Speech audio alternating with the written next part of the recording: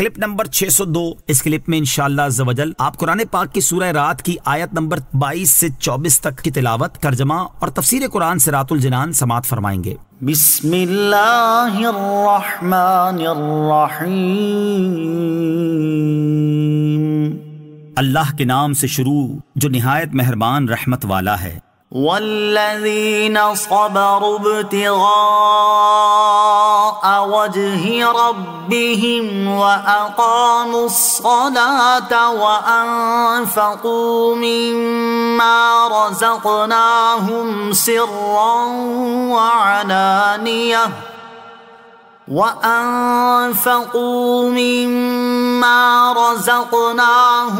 سرا وعلانية ويدرؤون بالحسنة السيئة أولئك لهم عقبى الدار۔ ترجمہ، اور وہ جنہوں نے اپنے رب کی رضا کی طلب میں صبر کیا اور نماز قائم رکھی اور ہمارے دیے ہوئے رزق میں سے ہماری راہ میں پوشیدہ اور اعلانیہ خرچ کیا اور برائی کو بھلائی کے ساتھ ٹالتے ہیں، انہی کے لیے آخرت کا اچھا انجام ہے۔ والذین صبروا، اور وہ جنہوں نے صبر کیا، یعنی نیکیوں اور مصیبتوں پر صبر کیا اور گناہوں سے باز رہے۔ صبر کے 3 مراتب۔ علامہ ساوی رحمۃ اللہ تعالی فرماتے ہیں صبر کے 3 مرتبے ہیں۔ نمبر 1 گناہ سے صبر کرنا، یعنی گناہ سے بچنا۔ نمبر 2 نیکیوں پر صبر کرنا، یعنی اپنی طاقت کے مطابق ہمیشہ نیک اعمال کرنا۔ نمبر 3 مصیبتوں پر صبر کرنا۔ ان سب سے اعلیٰ مرتبہ یہ ہے کہ شہوات یعنی نفسانی خواہشات سے صبر کرنا، کیونکہ یہ اولیاء اور صدیقین کا مرتبہ ہے۔ وَأَنفَقُوا مِمَّا رَزَقْنَاهُمْ، اور ہمارے دیے ہوئے رزق میں سے ہماری راہ میں خرچ کیا۔ حضرت حسن رضی اللہ تعالیٰ عنہ فرماتے ہیں اس سے مراد فرض زکوٰۃ دینا ہے۔ اگر زکوٰۃ ادا نہ کرنے کی تہمت لگنے کا اندیشہ نہ ہو تو چھپا کر زکوٰۃ ادا کرنا بہتر ہے، اور اگر زکوٰۃ ادا نہ کرنے کی تہمت لگنے کا اندیشہ ہو تو بہتر یہ ہے کہ اعلانیہ زکوٰۃ ادا کرے۔ ایک قول یہ ہے کہ چھپا کر زکوٰۃ دینے سے مراد وہ ہے جو اپنی ذاتی نکال رہا ہے، اور اعلانیہ دینے سے مراد وہ ہے جو بادشاہ کو دے رہا ہے۔ ایک قول یہ ہے کہ چھپا کر دینے سے مراد نفلی صدقات ہیں، اور اعلانیہ دینے سے مراد فرض زکوٰۃ ہے۔ راہ خدا میں خرچ کرنے سے اللہ تعالیٰ کی رضا مقصود ہو۔ اس آیت میں اللہ تعالیٰ نے خرچ کرنے کی نسبت لوگوں کی طرف اور رزق دینے کی نسبت اپنی ذات کی طرف فرمائی۔ اس سے معلوم ہوا کہ لوگ اللہ تعالیٰ کی عطا میں اس کے وکیل ہیں اور اس عطا میں تصرف کرنے کا اختیار رکھتے ہیں، اس لیے انہیں چاہیے کہ خرچ کرنے میں اپنی ذات یا مخلوق کا لحاظ نہ رکھیں، بلکہ وکیل بنانے والی ذات رب تعالیٰ کی رضا کا لحاظ رکھیں، اور لوگوں کی طرف سے شکریہ اور تعریف کا لالچ نہ رکھیں، بلکہ اللہ تعالیٰ کی طرف سے ثواب ملنے کی امید رکھیں۔ وَيَدْرَؤُونَ بِالْحَسَنَةِ السَّيِّئَةِ، اور برائی کو بھلائی کے ساتھ ٹالتے ہیں، یعنی برائی کو بھلائی سے ٹالتے ہیں اور بد کلامی کا جواب شیریں سخنی سے دیتے ہیں، اور جو انہیں محروم کرتا ہے اس پر عطا کرتے ہیں۔ جب ان پر ظلم کیا جاتا ہے تو معاف کرتے ہیں، جب ان سے تعلق توڑا جاتا ہے تو ملاتے ہیں، اور جب گناہ کر بیٹھیں تو توبہ کرتے ہیں، جب ناجائز کام دیکھتے ہیں تو اسے بدل دیتے ہیں، جہل کے بدلے حلم اور ایذا کے بدلے صبر کرتے ہیں۔ سبحان اللہ، یہ کتنے پیارے اوصاف ہیں۔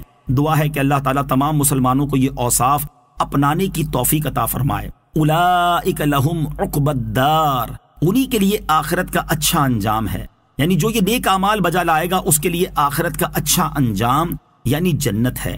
جنات عدن يدخلونها ومن صلح من آبائهم وأزواجهم وذرياتهم والملائكة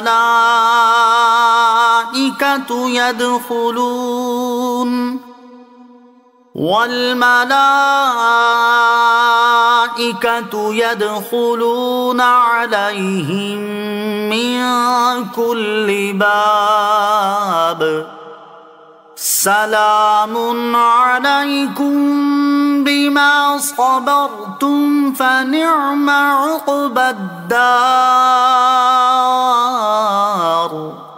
ترجمہ، وہ ہمیشہ رہنے کے باغات ہیں، ان میں وہ لوگ داخل ہوں گے اور ان کے باپ دادا اور بیویوں اور اولاد میں سے جو لائق ہوں گے، اور ہر دروازے سے فرشتے ان کے پاس یہ کہتے آئیں گے تم پر سلامتی ہو کیونکہ تم نے صبر کیا، تو آخرت کا اچھا انجام کیا ہی خوب ہے۔ جنات عدن، وہ ہمیشہ رہنے کے باغات ہیں، یعنی اوپر والی آیات میں مذکور اوصاف کے حامل حضرات ہمیشہ قائم و دائم رہنے والے باغات میں داخل ہوں گے، اور ان کے باپ دادا بیویوں اور اولاد میں سے وہ لوگ بھی ان باغات میں داخل ہوں گے جو ایمان لائے، اگرچہ ان لوگوں نے ان حضرات جیسے عمل نہ کیے ہوں۔ جب بھی اللہ تعالیٰ ان کے اکرام کے لیے باپ دادا وغیرہ کو ان کے درجے میں داخل فرمائے گا، اور ان کے پاس فرشتے روزانہ دن اور رات میں 3 مرتبہ تحائف اور اللہ تعالیٰ کی رضا کی بشارتیں لے کر جنت کے ہر دروازے سے تعظیم و تکریم کرتے ہوئے آئیں گے اور کہیں گے تم پر سلامتی ہو، یہ اس کا ثواب ہے جو تم نے گناہوں سے بچنے اور اللہ تعالیٰ کی اطاعت کرنے پر صبر کیا، تو آخرت کا اچھا انجام کیا ہی خوب ہے۔